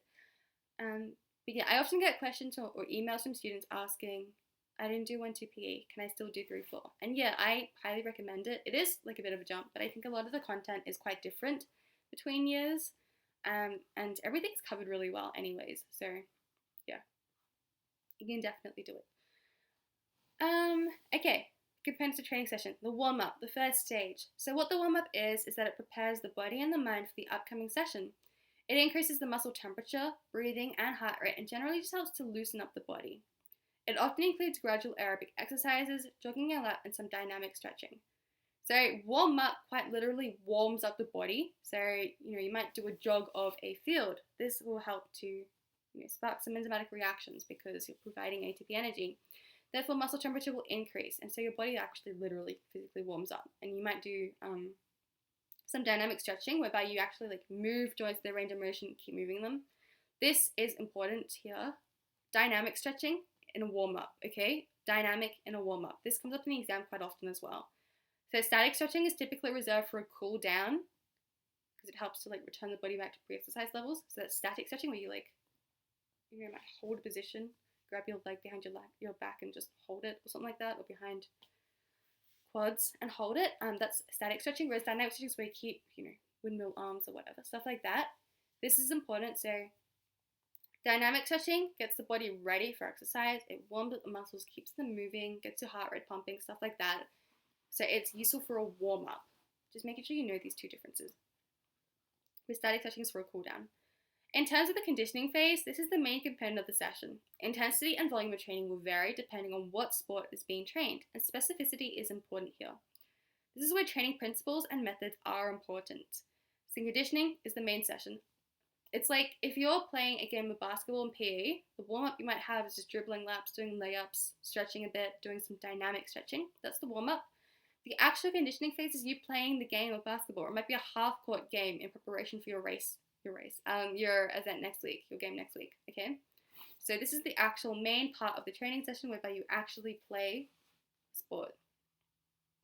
This is where training principles and methods are important. Finally, we have the cool down, and this is where you return the body to pre-exercise levels. You attempt to remove waste products from muscles, helping to reduce delayed onset muscle soreness and reduce heart and breathing rate. Often similar activities that were performed in the conditioning phase will be performed, but at a lower intensity, and static stretching may be used to decrease muscle stiffness. So cool down is cooling the body back down to normal exercise, so pre-exercise levels. Typically for cool down, you still want to keep moving a bit, so you want to do an active recovery whereby you might walk a bit, just do a few laps of walking around the pitch. So this keeps the heart rate up a little bit before it gets back down to pre-exercise levels. And so this elevated heart rate allows you to continually take in oxygen and try to cycle out those metabolic fatiguing byproducts. As a result, it helps reduce delayed onset muscle soreness and reduce heart and breathing rate. Okay, so delayed onset muscle soreness is DOMS. You guys will hopefully discuss that in a bit more detail later on in the semester. As you actually design a training program, which is a really common SAC, you'll come over this term. You'll see this term come up over and over again a few times. So we can discuss, I don't know if there's anything about this here. We might discuss a bit more about DOMS today, right now. You can also reduce heart and breathing rate as you are doing this like slow jog around the pitch or a slow walk. Often similar activities that were performed in the conditioning phase will be performed. So you might, instead of running around the basketball court, you might just walk around the basketball court. You might like jog a little bit or walk a bit slowly and just dribble the ball up and down the court. So static stretching is used here. This is where you hold that position.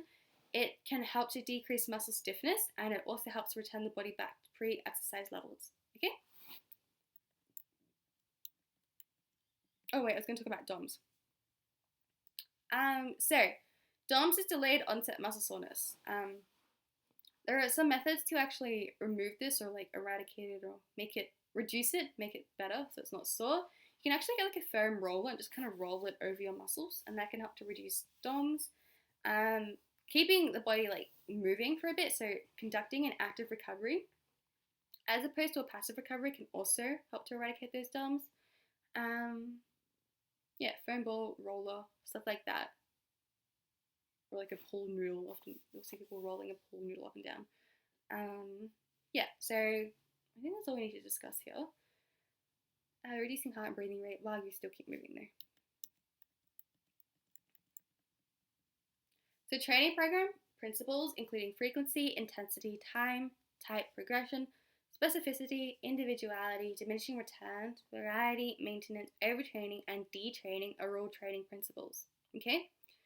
So frequency refers to how often training sessions occur. So for significant improvement to be made, training must occur at least 3 times per week. This does depend on what type of training you are undergoing. So generally for things such as aerobics, so if you're training for a marathon, for instance, in order to maintain your current level, so say you've done a marathon before or a half marathon before, if you want to maintain that level, you're right, you want to keep running at least twice a week, maybe doing like 15 kilometers a week or something like that, or 18 kilometers. Okay, you must do it at least 2 times a week to maintain, and in order to improve, you must train at least 3 times a week, okay? So this can depend on the type of training you're doing, so things such as plyometrics, sorry, it took me a second to remember that. Plyometric training, often you may not need to do at least 3 times a week, you might do a bit less, so 2 times a week to actually improve. But for the majority of training methods, which we'll look at, I think we're looking at today, actually we will look at soon, aren't we? We'll look at it.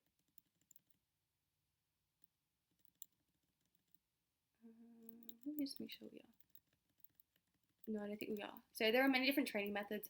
We're not doing them today because it will take quite a long time to actually get through them all, but there are things like fartlek, aerobic training, plyometric training, flexibility training, all of those. In order to improve, you generally must train at least 3 times a week for most of them.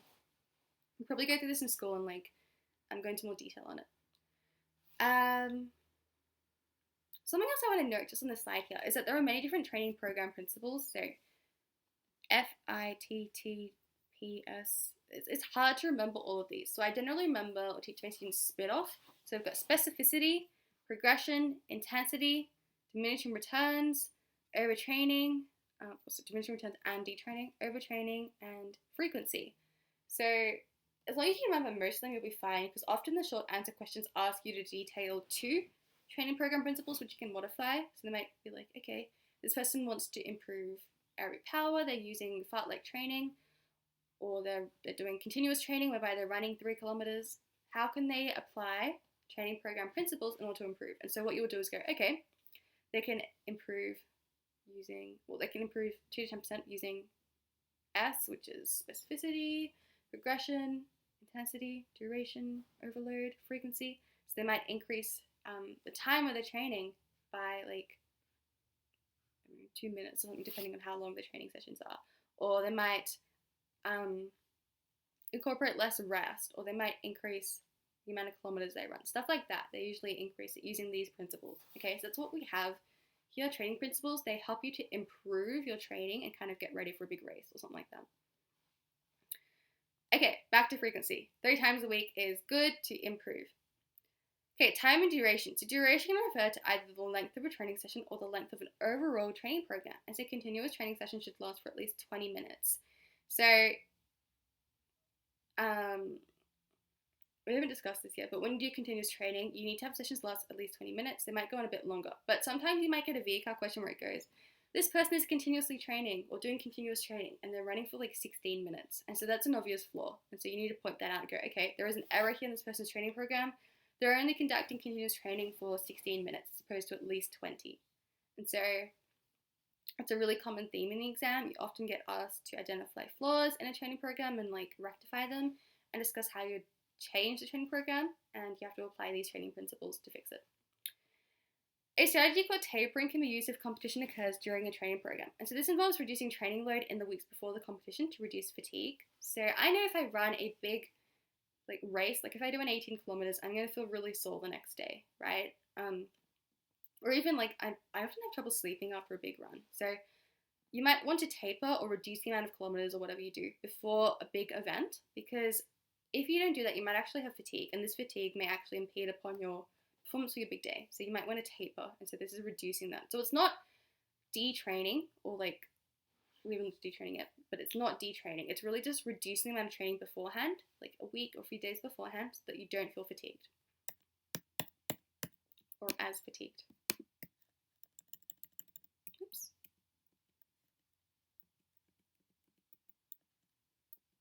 Okay, so another big one is intensity.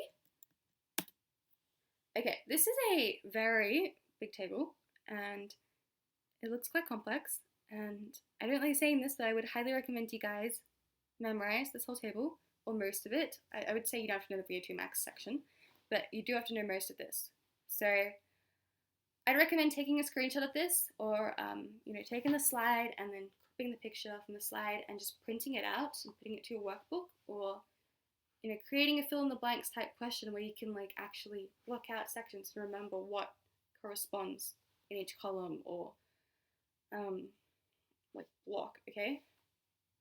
It's really important. So I'm going to work through it. Let me just take the time so we're going well. Okay, so in terms of training zone, we've got the recovery zone here. So when recovering, we're going to be using the aerobic system. Our maximal heart rate, or the heart rate we'll be enlisting during this recovery, is a heart rate of less than 70% max heart rate. In terms of VO2 max, it's less than 50, and important benefits we don't really discuss here. It really depends on what your school's done so far. So if your teacher's been using VO2 max as a measure of intensity, I would stick with that. I know I just said don't use it, but if your school does that, I recommend sticking with it. If your school uses maximum heart rate as a measure of intensity, I would recommend sticking with that instead. I personally just have always used maximal heart rate instead of VO2 max, so I just find it easy to remember this. So make sure you understand this. If you have no idea what I'm talking about when I say percentage of VO2 max, just ignore this column, okay? Which is fine. You only need to know one of these two. Okay, so in terms of the aerobic training zone, we'll be using the aerobic system. So our percentage of max heart rate is going to be 70 to 85, okay? So your heart rate is going to be about 70 to 85% max heart rate. It's not going to be a heart rate of 85 beats per minute or 70 beats per minute. It's 70 to 85% of maximum heart rate in beats per minute. So 220 take age. If I am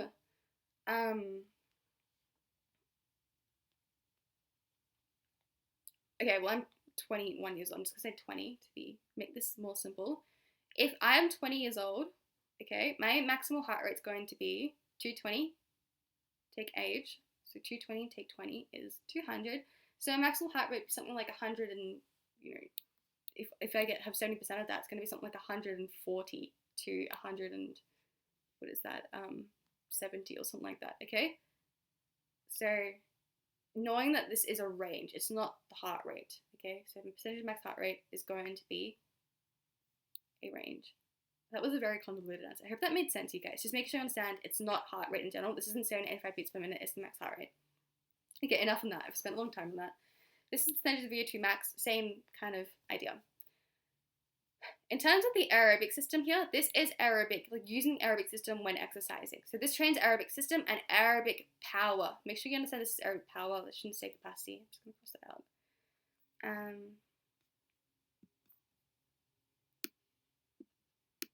Power.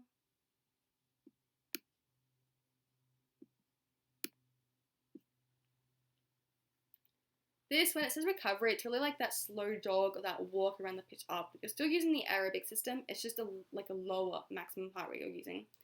In terms of lactate inflection point, this uses the aerobic system. You've got 80 to 85% of max heart rate. And then important benefits, it increases lactate inflection point.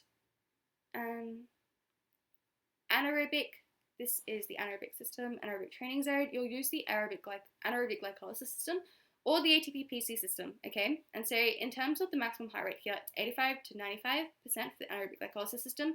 And we know the ATP PC system is pretty much used in those like short, super fast bursts of energy. That's 95% plus max heart rate, okay? Key thing to remember here is just include the word max heart rate after the percentage of max heart rate, okay?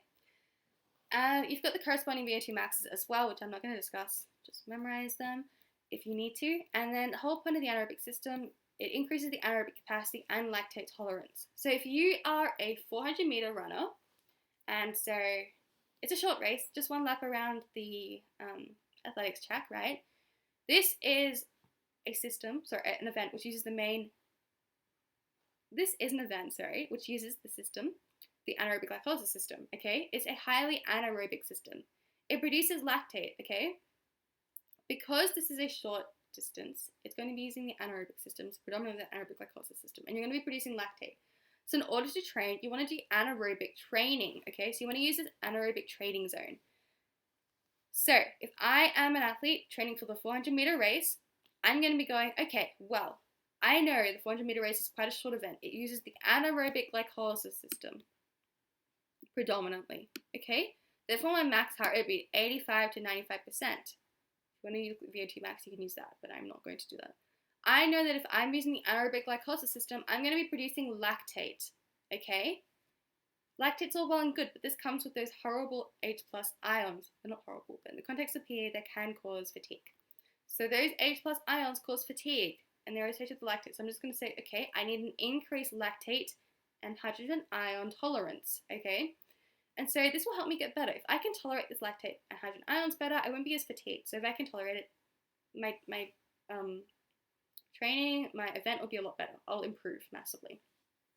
And so you can look at this table and go, okay, in order to train for this 400-meter event, I'm going to have to do some training in the anaerobic zone. I'm going to have to work at a percentage of my maximum heart rate of 85 to 95%. So it could be that you go out and run for 20 minutes every day, or like on and off. So like 1 minute running, 85 to 95% max heart rate, and then 1 minute walking. 1 minute running, 85 to 95% max heart rate, and 1 minute walking. Just kind of doing that on and off. Okay, so kind of like a fartlek method maybe. And this will help you to train this particular system, okay? And it helps you to actually build like endurance and like tolerate that lactate and hydrogen ions and increase your anaerobic capacity in general. So as a result, this is how you can train for that system, or train that system for that particular event. On the other hand, if I am training for a marathon, I might go, okay, well, I know the marathon is an aerobic energy system user, I guess, or predominantly use the aerobic system. Our percentage of max heart rate for this marathon is going to be 70 to 85% max heart rate. As a result, I'm going to have to train in this zone. So you can use this table and go, okay, if I know my age is this, and I find my max heart rate to be 200 beats per minute, I can train at like, 140, 150. That would be within this particular range. Good, okay. Going on from that, I can just train like that 3 times a week, because we know that training 3 times a week is really important in order to reap benefits. If you do that 3 times a week, you're going to start to see improvements in your aerobic system, and therefore you're going to start to improve as you progress towards actually running your marathon or your half marathon, okay? Because you'll be training your aerobic system and your aerobic power, okay? So this table is actually really useful, even in terms of just a general context, like outside of PE. So if you are interested in training, you can use this table and the other data we've actually used in these slides to actually create a training session or a training program. Okay, that was quite a lot of explaining, and I hope it made sense. If it doesn't make sense, please put in some questions in the chat right now. It's a bit of a hard table to explain, but I'll try and explain it a bit differently. Okay, let's check time. Okay, we've got about half an hour left. Yeah, put any questions in the chat, you guys, and I will message back as soon as I can. Okay, so we have that big table. Once again, I recommend memorizing this. Knowing these percentages is really important. The rest of this you can kind of just figure out by yourself, but memorizing either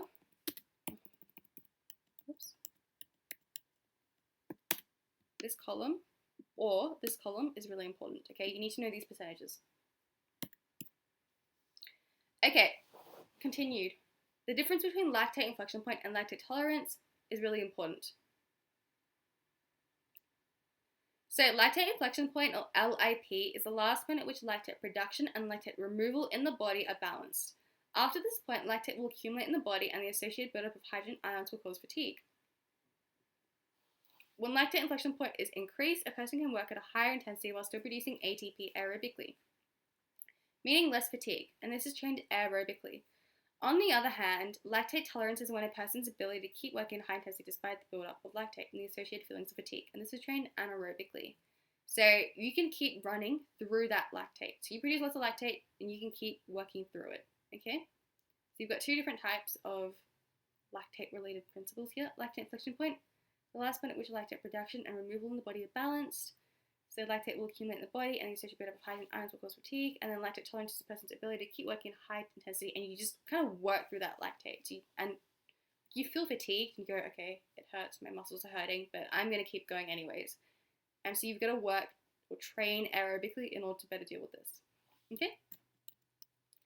I've got a nice graph here, so you might have to identify on your exam, or you might have done this in a stack previously, the lactate inflection point. It's here. So generally, you just go about life, you are using your anaerobic glycolysis system. As a result, your body is producing lactate. But because you're not working at a high intensity right now, your body can kind of just cycle it out and get rid of it, which is quite useful. But when you start to work anaerobically and you're working at a higher intensity, your body just produces so much lactate and hydrogen ions that you can't really deal with it, and so it starts to build up, and so this causes fatigue, and so you have to slow down. So if you imagine when you're going running, right, the first 10 seconds are fine. After this, you start using your anaerobic glycolysis system, and it goes, oh, okay, I'm getting a bit puffed out now. You've got to slow down a bit, and you need to slow down in order to allow that oxygen to get into your body, and start to cycle out those metabolic fatigue byproducts. So that's the last point at which that lactate entry and removal from the blood is balanced, and after that the lactate starts to build up. So just to sum up, all here, this area here, this region, this is when your body produces lactate, your body gets rid of lactate, produces it, gets rid of it, and it just is a flat line, okay? But as you start to increase your intensity, your body starts to build up so much, and you're trying to get rid of it, and it's getting rid of some of it, but it just keeps building up, okay? So making sure you understand that. Whereas lactate tolerance is whereby you are producing the lactate, but you're just dealing with it. Whereas improving your lactate inflection point means you can continue for a longer period of time before you start to actually feel that lactate build up, because your body becomes more efficient at actually removing it. Once again, I think, the underlined here. So whatever is underlined here is very important. So knowing that lactate inflection point, improving it or increasing it is trained aerobically, whereas lactate tolerance is trained anaerobically. Cool. If you have any questions, just pop them in the chat. Okay, type of training. This refers to whether the training is aerobic or anaerobic and is largely determined by the training method used. So progression or overload. This refers to increasing training difficulty to ensure that fitness improvements continue to occur. If the same training sessions are continuously performed, the athlete will stop gaining fitness improvements. Okay, so we've got two types here. The golden rule, overload is never overload by more than 10%. Generally, we overload by 2 to 10%, and also only one variable, such as the number of reps, should be overloaded at any one time.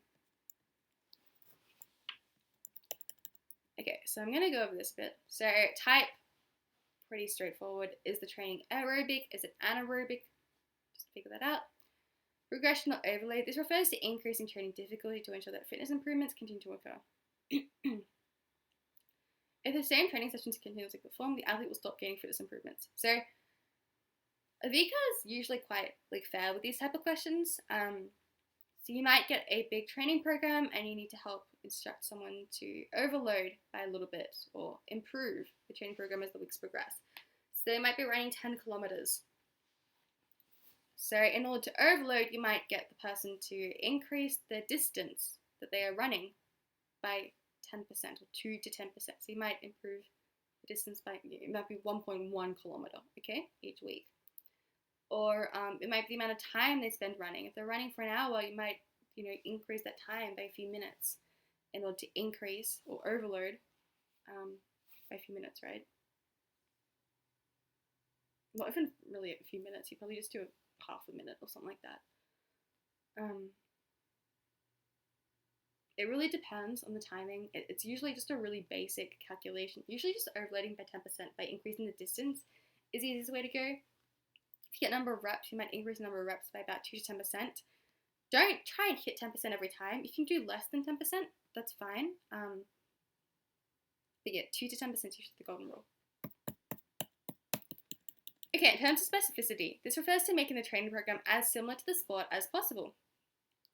This includes things such as major movements, fitness components, energy systems, work-to-rest ratios, and intensity levels. And it's also why an activity analysis is essential, so that these factors can be replicated in a training program. So if you're training for a soccer game, you don't really want to use, maybe netball-based training methods. It won't be useful for your soccer game. It won't be specific to the soccer game. You'll have different work-to-rest ratios, you'll have different intensity levels, different fitness components or movements or energy systems being employed. And so you want to kind of tailor your training toward the sport that you're training for. So that one's pretty straightforward. And that's the S in spit off. In terms of individuality, it's about tailoring training programs to the individual. So for example, a person with more slow twitch muscle fibers will respond better to aerobic training, while a person with fast twitch fibers will respond better to anaerobic speed or training. Anaerobic or speed training. So as I mentioned before, my family typically has always been more of a cross-country running family. So we generally probably have more slow twitch muscle fibers, right? Which is why I guess most of my family prefers to run longer distance as opposed to short distance. Whereas some people might be more predisposed to having fast twitch fibers, right? And so they may be more responsive to anaerobic or speed training. And so you might want to tailor your training programs towards these different genetic differences, okay? You're just making them more specific to the individual.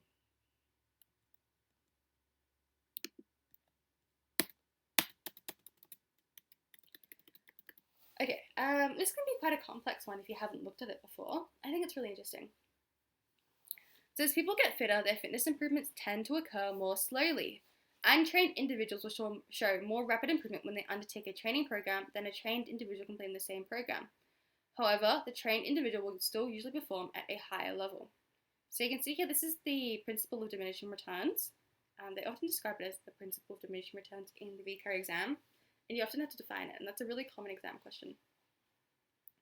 So you'll see here you've got trained individual versus untrained individual. If someone is trained, you can see that it's kind of like a plateau. This is kind of like level of performance or improvements. This person's performance is nearly flat, maybe over 6 months' time, they only increase a tiny bit, right? This is because they're pretty much already near to their genetic potential. So it's eventually a point where you can't get better. You're as close to this would be someone like Roger Federer in tennis, right? This wouldn't be just some person just training for fun. This would be an elite athlete. So they're probably extremely close to their genetic potential, and so they're nearly as high as they possibly can get, right? And so they can train and they can get better. It's just going to be a lot slower for these improvements to actually occur, right? If someone is an untrained athlete, I totally suck at tennis. If I just picked up a tennis racket today, I would be terrible at it. But as the weeks progress, I would start to see improvements very rapidly, okay? Because I would start to understand the game. I would start to observe my opponent's movements or predict how they will respond and get better. And so my improvements will be it'll be a sharper or a steeper incline here, as you can see. And so it's not saying that I'm better than a Roger Federer, however, it's just saying that I'm reaping faster improvements. I obviously won't get to this level. Maybe my genetic potential is just like here for tennis, or maybe it is up here, but over like many, many years, I'll have to train, right, in order to get to that area. And so, yeah, what this is really saying is not that you'll improve better than an elite athlete. It's just saying that elite athletes have already trained so much. They've already experienced these rapid improvements like way younger, okay? And so if they keep training, they're going to improve. They're just going to improve very slowly. Whereas someone who's just picked up the sport and is just starting now, probably at a cognitive level, they will start to experience quite rapid improvements. Okay, hopefully that makes sense. I know it was a bit convoluted. If you have questions, put them in the chat and I will respond.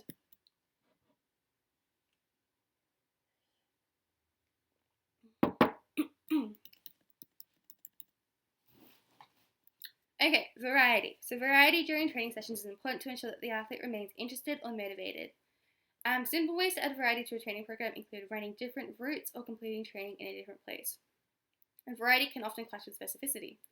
So if I run the same running track every single day, I often get bored. So I might swap down the street, go down another street, or explore a different trail, or go on a run with friends or something like that. So having these different routes kind of is fun. It keeps me interested, keeps me wanting to go running. I'll be like, oh, tomorrow I'll go down this track instead, or this trail. It's kind of exciting. So this can keep providing motivation to an athlete, especially when they are training quite consistently, especially for a big event. It may clash with the specificity, so you might switch up your training program to try and do more continuous training for a marathon, or you might do fartlek training, or you might do very short bursts of training, and then if you do short bursts of training, that may not be conducive to training for a marathon. So you really need to make sure that your training is actually kind of engineered toward actually improving the particular skill or event you're training for. We've got maintenance. This refers to holding on to or keeping fitness gains that occur during an intense period of training. Okay, so you've got to hold on to these fitness gains. In order to maintain your previous fitness gains, you've got to train at least twice a week. So maintain is training twice a week. Improving is training 3 times a week, at least. Another thing to note, which we'll discuss in detail later on in your classes, I'm sure, is that you can lose these gains a lot faster than you can take to actually reap them or gain them, which is very annoying if you get injured or you stop training for a while, because you kind of you may reset back to factory reset, or starting up from zero again, which can be quite irritating. But your body will work out how it used to run or whatever, and you'll get better. So that was kind of a tangent, but just really making sure you understand that maintenance is important. Otherwise, if you don't maintain, you can reap you will start to detrain or lose improvements. Okay, so this kind of coincides with what I was just saying. Okay, first we'll discuss overtraining, and this occurs when an athlete doesn't give themselves sufficient recovery time between training sessions. It can cause long-term decreases in performance levels, and a key reason as to why it's important to include rest days. So sometimes you might be in the zone for running or playing a sport. You might go, yeah, I'm going to train every day today, which sounds good on paper. Yes, lots of improvement, lots of training, it's really good.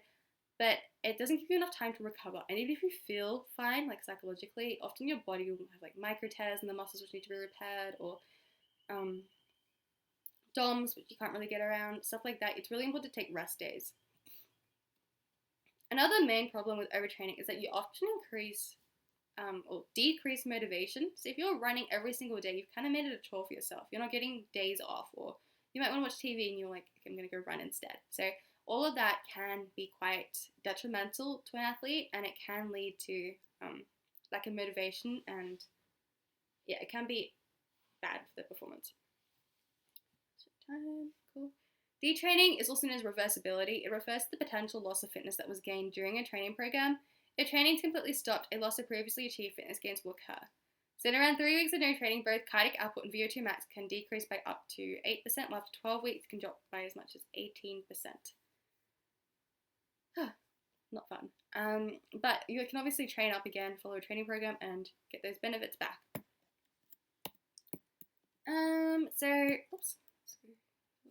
All training programs should ideally incorporate all of the relevant training principles. A key skill with training principles on stats and exams is picking up principles that have been incorporated correctly or incorrectly into a training program. That's a really common thing you've got to do. My advice is to stick to the easy ones, such as frequency, duration, intensity, and progression or overload. These are easy to discuss. Often if it's duration, you can just increase the time by a few minutes or a few seconds, something like that. You can reduce rest time as well. Increasing intensity is always quite easy too if you're doing like a muscular type thing. You can just increase the amount of weight you're actually moving. Yeah. You don't get extra points for picking a harder concept, so just stick to easy ones.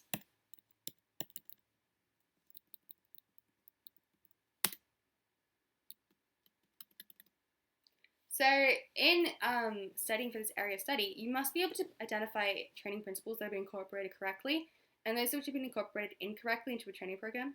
As I mentioned, pick the easy ones. Know about specificity and how to explain it. So the training for football should replicate the major movements, muscle groups, and energy systems used during a match of football and be performed at appropriate intensities. For example, if training to be a full forward, short, high intensity burst of training, such as short sprint, should be performed to replicate leading for a mark. So you just want to make it as specific as possible, okay? This is a question that commonly appears in one form or another. So you really want to make sure that your training program is specific to the particular event, okay? And kind of like identify how it is or what skills you're replicating or what work to rest ratios or heart rates or intensities, all that stuff we covered right at the start of this lecture. Discuss that. Be able to explain or write how progression or overload could be applied to a specific program. Keep it simple, so durations could be increased in a run. This is really easy to apply. Remember, never overload by more than 10% and kind of keep within the range of 2 to 10%. Cool. Okay, it looks like we have got a few, I think. Okay, we might not get tons of time to go over revision tips. If you have questions about revision tips, tricks, put them in the chat now. Okay, we do have like, okay, we should be fine. Okay, so we're going to be discussing some training methods including continuous, interval, short, intermediate, long, and high intensity, fartlek, circuit, weight resistance, flexibility, and plyometrics. The continuous training, so this involves performing activities such as riding a bike or running for a long period of time, quite non-stop. It targets the aerobic energy system and is 70 to 85% of max heart rate. Has a number of health-related benefits and also has low injury rates. It's pretty easy to get into continuous training. Like I literally, during high school, the pandemic or something, I went from like running 5 kilometers a day to like training for a half marathon. Like it's really easy to do this at home. That's the main benefit of it. You don't need like a coach or an external person in order to do this. You can literally pull up like a training program online and just do it yourself. So I would say that's the main benefit. You have to describe benefits for each of these. Just discuss that you don't need an external coach. Low injury rates is quite easy to do.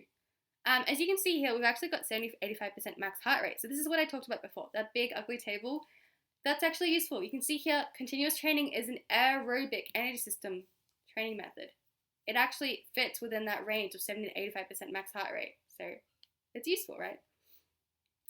Fartlek training is a Swedish word. So fartlek refers to like speed play. So it involves continuous running or jogging with high intensity bursts or random length. Key difference from interval training.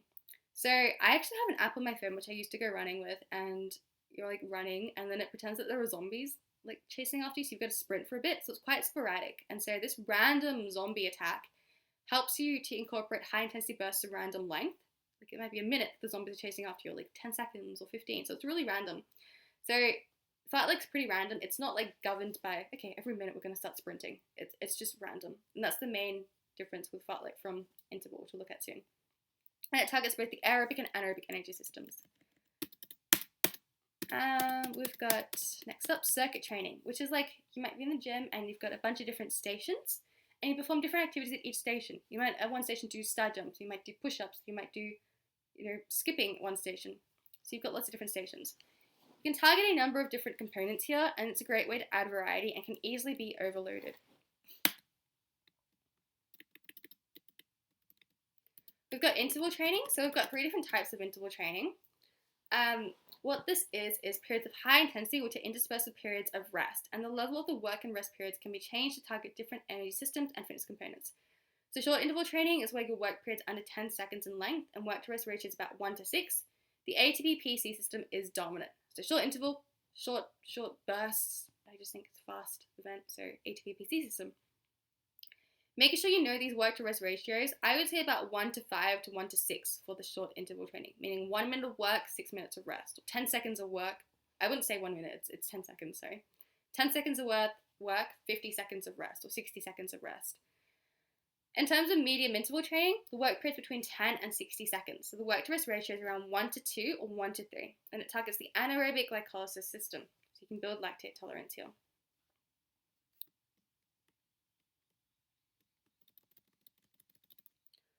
Sorry, I think I said 3 before. I kind of classify HIIT as a different type of interval training, but it is a type of interval training.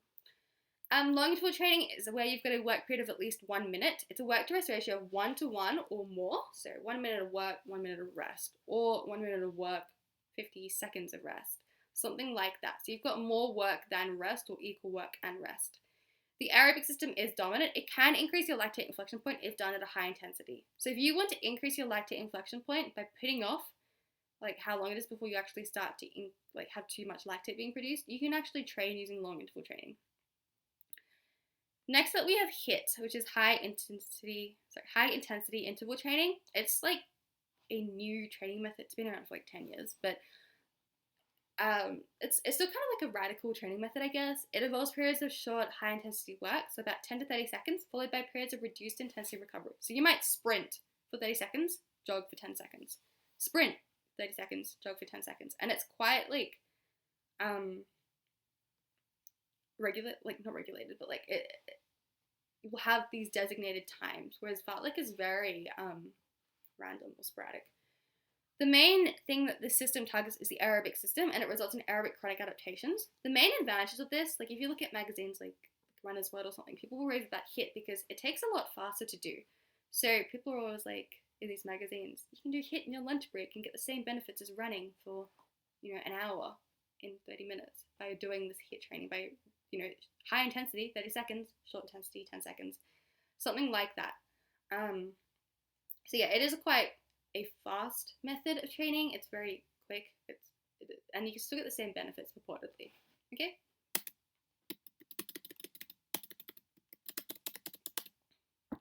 Okay, time is okay. Sneeze.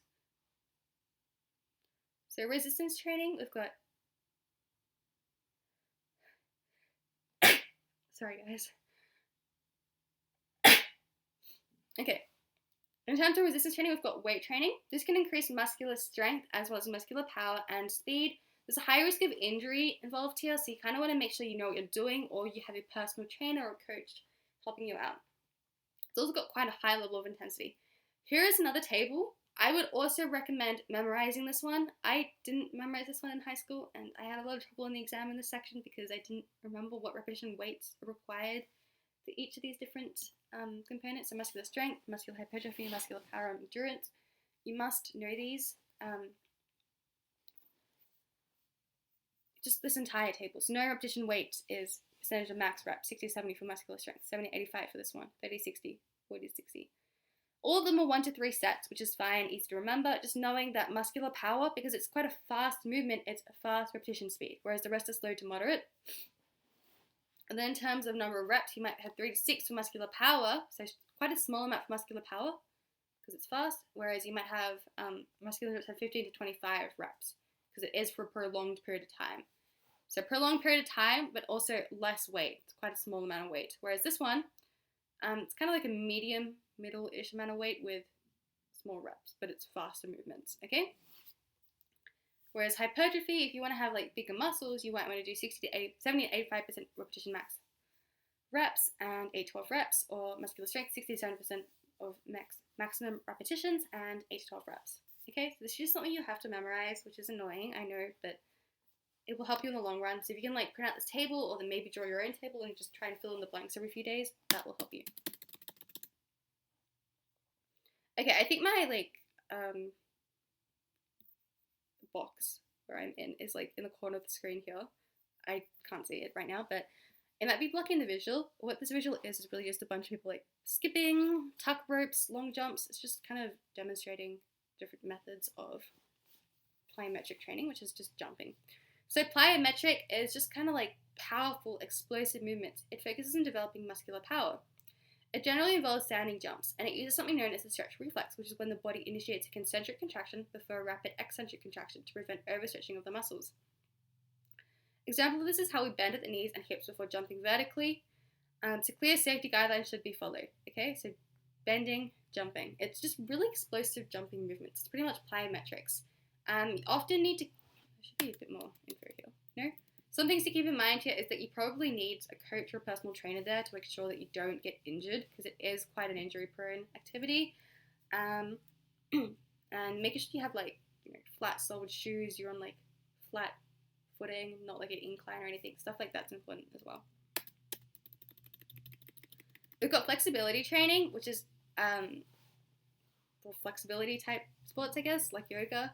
Increased flexibility can lead to increased performance by allowing for increased speed, strength, and power. It can also reduce the chance of injury. There are 4 different types of stretches. Static stretching, where you stretch to a position and hold it for 10 seconds or more. This is better used at the end of a session. You've got dynamic stretching, which is moving your joint through its full range of motion in a controlled manner, and it should be done during a warm-up. You've got ballistic stretching, which is the same as dynamic stretching, but with much greater force and much higher chance of injury, and should only be performed in very few circumstances and not advisable in general for athletes.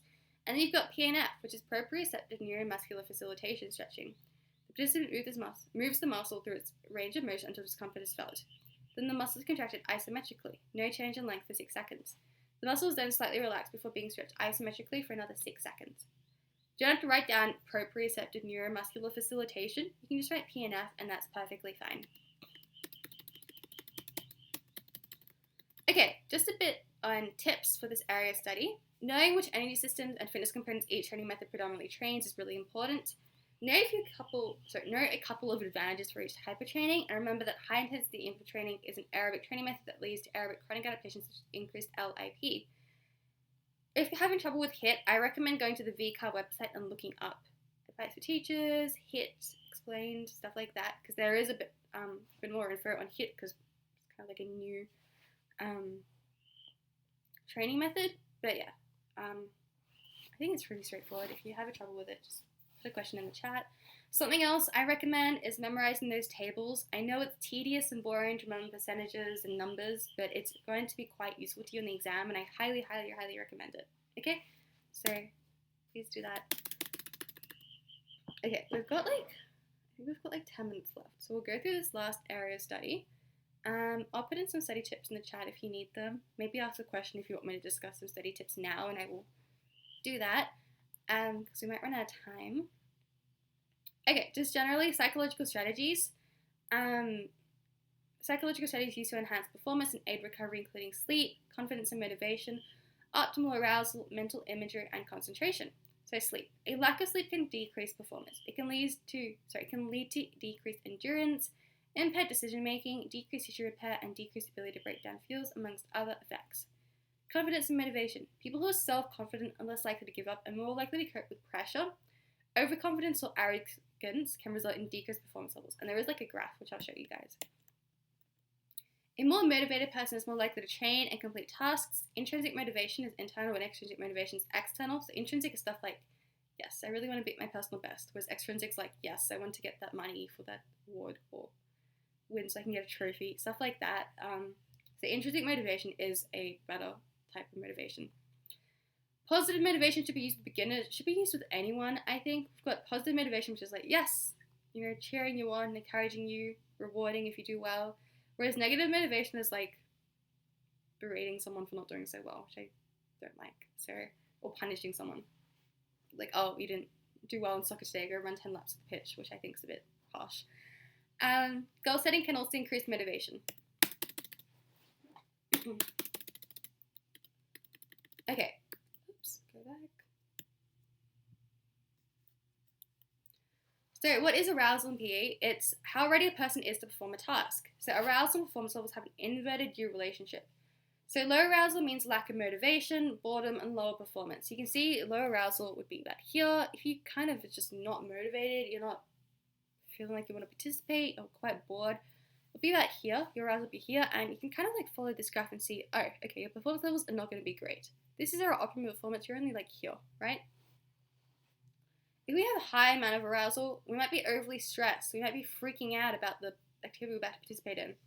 Got muscle tension, lack of coordination, low performance, so our arousal would be quite high here, but our performance would be quite low as well, be similar to the low arousal level. So optimal performance is when your arousal is in the middle, you're kind of like ready to go, but you're not stressed. You're not like freaking out or bored or demotivated. You're just like in a happy medium. So it's like a good zone just there. And so you can see our performance levels are quite high. So there are some methods which we can use to actually increase and decrease arousal levels. And so increasing arousal can be conducted by increasing breathing rate, acting energetically, listening to upbeat music.